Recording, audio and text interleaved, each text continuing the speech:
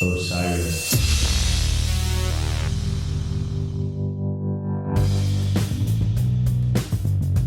Howdy, folks. Thanks for tuning in to Guitarcast with Andy Keithley, a member of the Osiris Podcast Network. Osiris is a growing community of great music and culture podcasts. Learn more at osirispod.com. This episode features guitarist Woody Aplanalp, who tells me all about playing with artists like Bobby Womack, Lauryn Hill, Aloe Blacc, Nels Cline, as well as his solo project, Bonsai Universe. Thank you to all the listeners, and thanks to everyone who's been following on Twitter and Instagram at GuitarcastPod. Right now, we've got a handful of 5-star ratings on iTunes, so thanks to everyone who's been rating the show. And we have one iTunes review left by Deepow. Deepow says, quote, "Nice pod, dude," end quote. So thanks, Deepow. So do me a favor and leave a rating and a review on iTunes, and I'll read your review, good or bad, on the next episode. This episode is brought to you by our friends at cashortrade.org. Cash or Trade is basically Airbnb for concert tickets, and it's a must-have for all live music lovers. Right now, Cash or Trade is offering listeners of this podcast 25% off a year of gold membership. Purchase concert tickets for face value and avoid scams and scalpers by going to cashortrade.org/Osiris. That's cashortrade.org/Osiris for 25% off a year of gold membership. Here comes Guitarcast episode 19 with guitarist Woody Aplanalp. Okay, here we are on the Guitarcast with my guest Woody. And how do you say your last name? Aplanalp. Aplanalp. That's what Perfect. That's what I thought. Yeah. I mean, it just sounded out. It looks tricky at first glance, Yeah. but it's really only 3 syllables. Cool. So Woody Aplanalp, and Woody was recommended to me to have on the show by Nate LaPointe, Right. who was a guest on here. Very good friend of mine. And so that's kind of the only way that I know you. And so tell me a little bit about yourself, about just kind of where you're from and how you got into it. I grew up in the San Gabriel Valley, in a town called Rosemead, which is next to Pasadena. Okay. And from there, I went to Pasadena City College, where I sort of got into jazz. And there was a teacher there named Bobby Bradford, who had played with Ornette Coleman. Okay. And so we got turned on to some pretty hip sort of free bop, Yeah. they called it. Yeah. And, then I went from there to Cal Arts. And my first year there, I had a teacher named Roscoe Mitchell, who was in a band called the Art Ensemble of Chicago. And he was part of the AACM movement, Association for the Advancement of Creative Music. Cool. And they were doing all kinds of cool stuff in the 70s, like merging classical, jazz, theater, composition, and very experimental. Yeah. So that was really influential for me. That's cool. And you are now on the faculty at Cal Arts. That's correct. And so what do you do there? I'm one of the guitar teachers there. The guitar program, the head of the program is Stuart Fox, who's been there a long time, and he's kind of like the classical guy. Okay. And they lean more towards contemporary experimental classical, and that's his area of expertise. And when I was a student there, I studied with him and also Miroslav Tadic, who is extremely versatile. He's a Serb so he plays all those Macedonian rhythms. Cool. Real funky odd meter stuff. Yeah.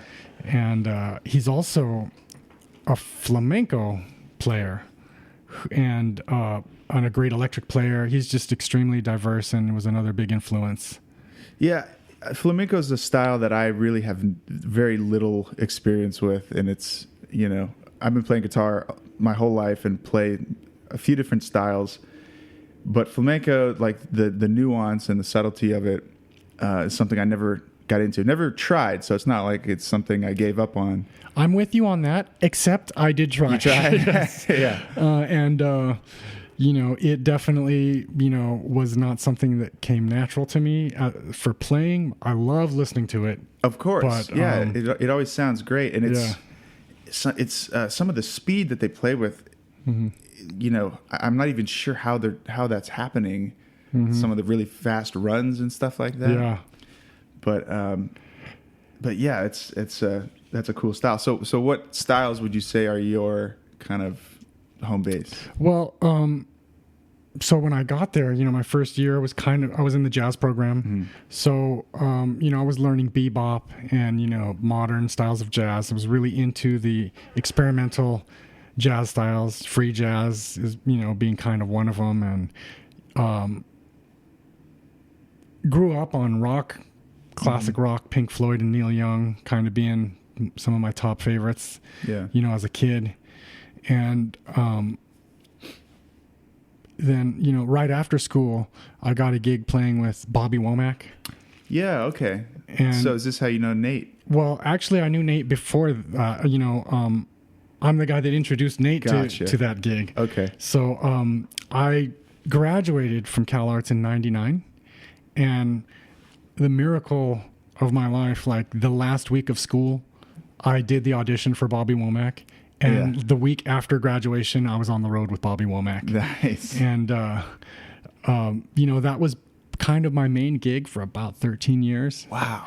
And, I did like the Lauryn Hill and the Treelock Gertu and these other gigs I had in between. I was still doing Womack, and Nate was my sub during those years. Okay. So when I would go off doing those other gigs, Nate would fill in and do Womack. And then eventually, I moved on and he took over that gig for the last couple years of his career. That's a long run, man. 13 years. Yep. Well, that's great. So what kind of guitar were you playing with that band? Well, Bobby had an endorsement with ESP guitars, and so he hooked me up with them, and I got a couple of Strat copies that I still play to this day. They're really good guitars. I've done a lot of mods on them, swapped out pickups and all that, and also a couple of really cool semi-hollow bodies that they discontinued many years ago that I used on many of the Womack gigs. And so for probably 90% of all the Womack gigs, I was playing those ESP guitars. Okay. Mostly due to the affiliation that he had. They actually made a Bobby Womack guitar. A model, really? It's a left-handed telly. Cool. And because he played left-handed upside down. Huh. That's cool. So did he restring, No, he played it regular. He just flipped it over. Just flipped it. That's how my dad plays. Oh, really? So I grew up, learning from my dad, and he would take a right-handed strung guitar and just flip it over so that I was kind of looking at him, and it was sort of a mirror image, but it takes a minute to adjust. He makes these weird chord shapes because he's playing his bass notes, way down here. Yeah. But it's and we would go into guitar shops and just kind of pick something off the wall and play for a little while, and the guys in the shop would take a few minutes and kind of be like, wait a second. Right. What are you doing there? What's he playing? Is that lefty or? It's weird. One of the weirdest things when I first got the gig with Womack, that first year, he was showing me because he was a great guitar player. So he would show me how he wanted stuff played. And the craziest thing, like I would be wearing the guitar strapped on, and he would just grab it. Not unstrap it. Because it's... And he would just grab it and hold it, and I was still strapped to me, but he would be playing it. Yeah. And he would show me, here, just do this. And like, trippy. It didn't make sense at first because I wasn't used to seeing the hands inverted like that. But, eventually it kind of stuck. Yeah. Cool. So you mentioned Lauryn Hill and some other artists. I know Nels Cline is on that list. Right. So tell me about, those projects, or were those longer touring times? Well, in the 90s, Nels Cline had a residency not far from here at a place called the Alligator Lounge in Santa Monica. Alligator Lounge. And he played every Monday night, the Nels Cline Trio would play. Wow. And he would book 2 different bands to open up. And so many times I was in one of the opening bands, and several times I actually got to play with him in the headlining slot. We did it as a duo a couple of times, and I played in his trio a couple of times. Cool.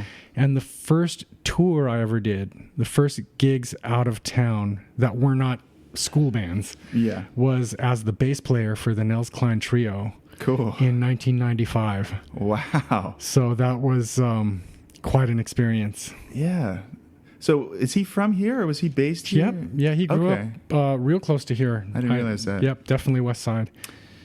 That's pretty cool. And what about Lauryn Hill? How did that? So that was in 2006. It was a strange audition. I went down there, wound up getting the gig, and it lasted around 6 months. And, probably the first 4 months of that, we just rehearsed all day long, 6 days a week. It was full-time rehearsal project. Doing what? I mean, she had a lot of ideas, and we just tried all her. It was like a workshop. Every idea she had, we would just try. And it was almost like she was a DJ and DJing the live band. Right. Like she would mash up, like half the band might be playing one idea and the other half of the band, playing another idea on top of it. And she was real experimental. And, and a lot of those experiments never made it to, most of them never made it to the stage. But we tried all kinds of stuff. And I wish I had recordings of some of that stuff because, we would have these elaborate arrangements worked out after, working it all day. And then the next day, let's start over, do something different. Huh. Yeah, I mean that's a great way to achieve something that you never set out to achieve. There's a lot of waste, or it seems like there's a lot of wasted effort, and there's a lot of stuff that never gets heard, never makes it to the stage. But the result of that process is always going to be something that's pretty cool. Yeah. I believe she's a genius, and she gets a bad rap, and she has a bad reputation, showing up late to shows and this kind of stuff. And but her talent, like I've never really witnessed anything quite like it. Just to be in a room with her and hear her delivering her ideas, like she could sing everybody's part. Yeah. And even when she would sing the drummer's part, it was so funky. It was just like, wow, she's great. Yeah, I don't even know when the last time I heard anything from Lauryn Hill, but I think of her as a vocal artist, and never really realized that she's more of a band leader in that sense. She definitely was at that time. I don't know how she did her previous albums, but she was definitely experimenting and trying out all her ideas when we were there. And then, so you went out on tour with her? We did some touring. Yeah. That didn't last too long. She's notorious for going through a lot of different musicians. Okay. I feel like every musician I know in LA went through that audition at some point. Yeah. Hey, it's Andy. I hope you're enjoying this episode so far. GuitarCast is sponsored by Zuri Food. Simply put, Zuri Food is fresh, all-natural, human-grade dog food and dog treats. Go to zurifood.com today and order yours, because pups are people too. Okay, so what would you say, like, today is your main gig, or what's... Well, the teaching is the most consistent thing, because that is just, it's on the schedule no matter what. Like, unlike these music gigs, they come and go.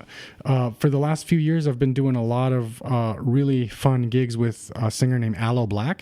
Oh, yeah. Who's quite popular and has had some big hits. He had a #1 a few years ago, and we were just in Washington, D.C. a week ago promoting a new movie that he did called America's Musical Journey. Cool. Where he talks about Louis Armstrong and the roots of American music. Sounds great. And how it, relates to a lot of the major cities. It was really cool. So we played on a couple morning TV shows. We did What a Wonderful World. Yeah. And we're still in the process of that. I'm going to Mexico in a couple of weeks to do some more promo for that. Nice. And so, what's the name of that film? the film is called America's Musical Journey, I believe. Okay. I think so. Cool. Sounds great. So, yeah, that's been, one of my interesting gigs lately. Yeah. What's your background, or I guess, when you're teaching, is that lessons one-on-one, or do you have groups? Last couple of years, it's been lessons one-on-one. I've done some classes that were basically beginning guitar for songwriters. Okay. So, because we have a lot of people there who are, songwriters, and maybe their main instrument is piano, or maybe they kind of play a little guitar and want to learn how to improvise more. Accompany themselves. But that kind of seems to fluctuate based on demand. And so the lessons are consistent. I do that every year. Yeah, I remember, when I was in school, we had our core music classes and we had ensembles, but we had a lesson as a credited class, and I remember getting a lot out of the one-on-one lessons when I was in school. It's just a great time to expand on an idea, or if you had a question or something that was sort of open-ended. It wasn't like super focused. Right. I love it because, I feel like I can really help the students with what they really want. Exactly. Whereas like in any class, there's an agenda and you have to stick to the script. Right. Where, what I do is, it's so different because I have students who do wildly different styles. I've got some kids who are really into metal, some jazzy ones, some songwriter ones. And I'm able to kind of fill in the holes of what they feel like they need or what direction they want to go. Yeah.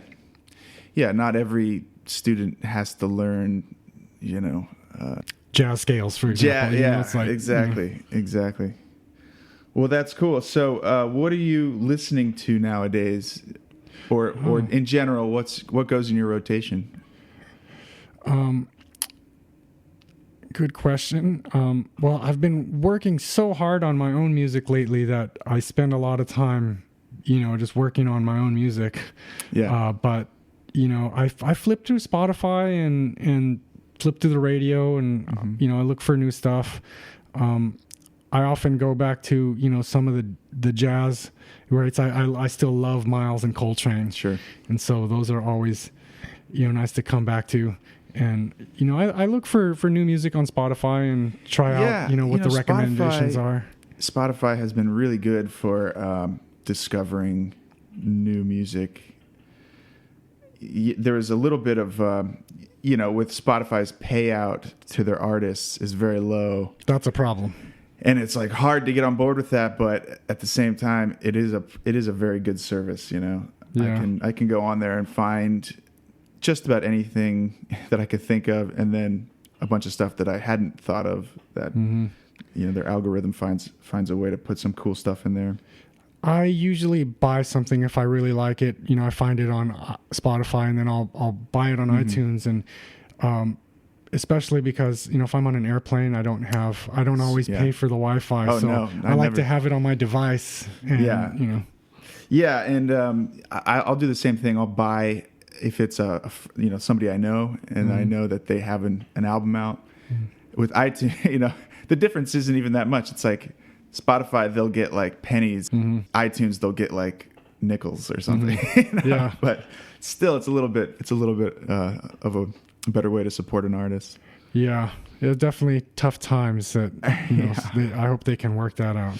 Yeah, I guess we'll see. So speaking of that, you've got a new album out with your main band. That's right. I'm using the name Bonsai Universe for like my singer-songwriter material. Cool. Now, and Bonsai Universe. Yeah. And so is that you singing on the record? That's right. Okay. Cool, man. Oh, I love what I heard of it so far, and we're going to listen to a little bit here in a moment. Thank you. But so tell me about making this record. Did you play everything on it, or did you get... I played most of the instrumentation. maybe like half of the songs I've done all the instrumentation, and a lot of them I've had some friends help me out.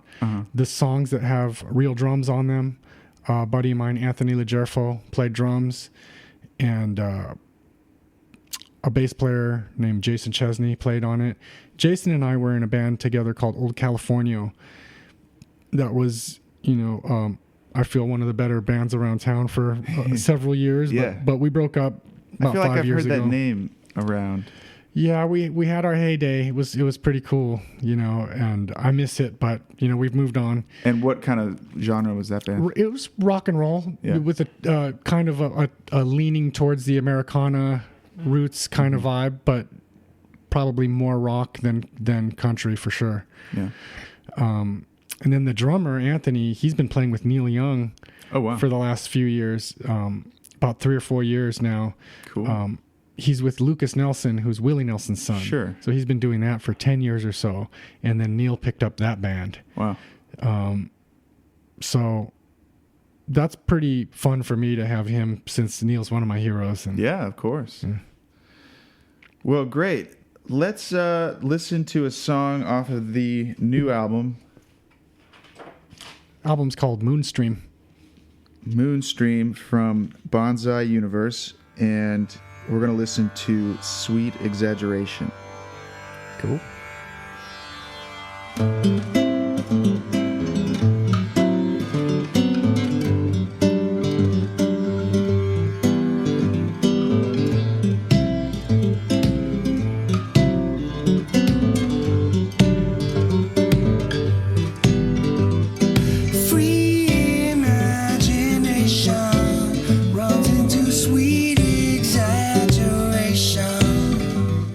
Secret expectations fall into bitter revelations.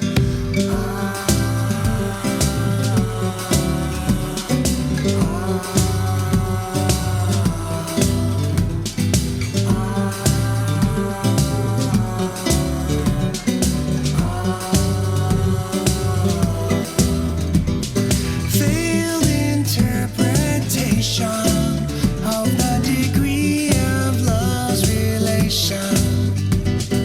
Now the execution of the banishment solution.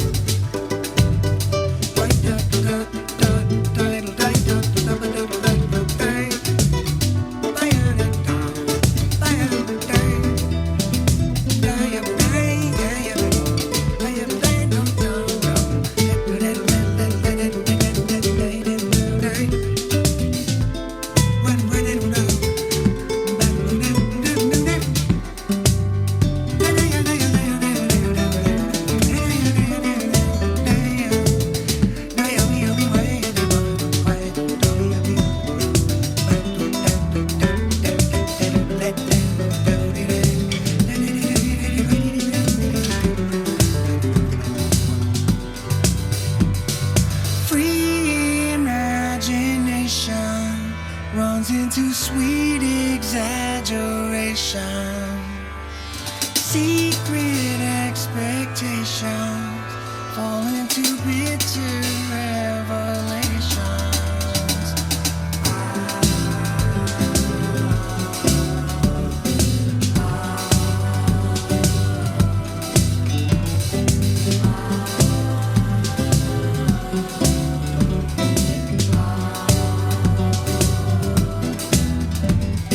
Failed interpretation of the degree of love's relation. Now the execution of the banishment solution.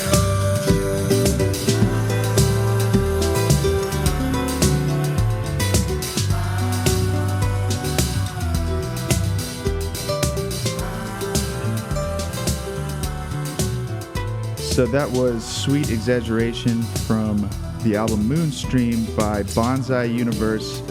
the band led by my guest, Woody Aplanalp. And Woody, thanks so much for being here on the show. My pleasure. Thanks for having me. And you can find this album, Moonstream, on... CD Baby has it if you want to order the hard copy CD, which I recommend. And otherwise, I believe it's available on all the major services, iTunes and Spotify and etc. Cool. And where can our listeners find you online? Do you have a website? There is a website, bonsaiuniversemusic.com. There is a Facebook page, and there's an Instagram page, which I'm still figuring out how to be an Instagrammer. But yeah, I'm kind of with you on that. I mean, I've got Instagram for the Guitar Cast, and it's like... I'll find you on there. Thanks again, and love to have you back on sometime. Anytime, my pleasure. Thanks for having me. All right, thanks. This episode was produced, hosted, and edited by me, Andy Keith. On the next episode of Guitar Cast, I sit down with guitarist Adam Levy, who talks about playing with Norah Jones back in the day, and more recently with artists like Amos Lee and Wolfpack. Thanks to our sponsors, cashortrade.org and zurifood.com. Visit osirispod.com and guitarcast.net for more great podcasts. We'll see you next time. Bye. Osiris.